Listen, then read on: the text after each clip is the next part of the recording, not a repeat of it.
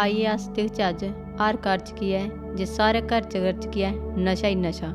ते बड़ा सारे की है कलेश है, लड़ाइयां न, माँ बब्ब दे विच लड़ाइयां, भैनें भ्राएं दे विच लड़ाइयां, ते सारे आंढियां गुआंढियां विच बी केह् होंदियां लड़ाइयां होंदियां। कोई उ'नेंगी आखै जे तुस नशा किसी करने तां ओह् आखदे साढ़े ये कंट्रोल च है नहीं है, असें हून इ'यै नशा ते नशा ही करदे रहना। लेकिन यीशु मसीह आखदा जेह्दी आत्मा वंश दे विच नहीं है, जियां इक शहर ते जां अस नगर दिक्खने तां उस शहर ते नगर गी इक बाड़ नहीं दित्ता होंदा ते बाड़ के होंदा ठिट्ठा दा होंदा तो सारा कुछ आइयै तो उसी केह् करदा उजाड़ उड़दा। इस्सै तरीके इक इंसान दी जिंदगी है तो ओह् बी केह् होई जंदी उजाड़ होई जंदी। वचन एह् बी दसदा असें जे तुस नशे दे विच केवल मतवाले नहीं बनो, जे परमेश्वर दी आत्मा दे विच केह् होई जा भरी आओ।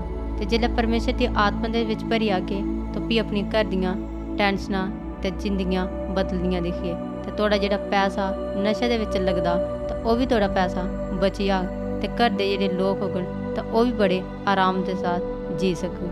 आइए अस एह् दिक्खने जेह्ड़ा नशा होंदा ते बुरे लोकें बिच ही होंदा ते बुरे लोकें च बैठियै अस केह् करने नशा करने तो अपनी जिंदगी च केह् करुने बहुत सारी बर्बाद करने।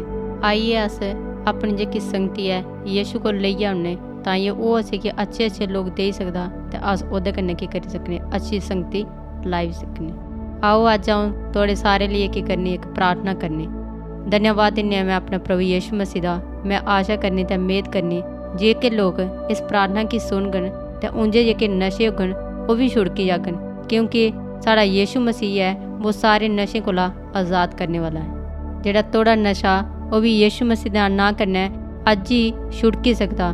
ते ये प्रार्थना मैं मंगनी है अपने प्रभु यीशु उसदे मिट्ठे और सुंदर नां कन्नै मंगनी है, आमीन।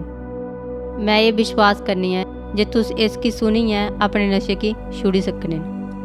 जे तुसी यीशु मसीह दे बारे होर जानना चाह्ने ते कमेंट बॉक्स च असेंगी गल्ल करी सकने।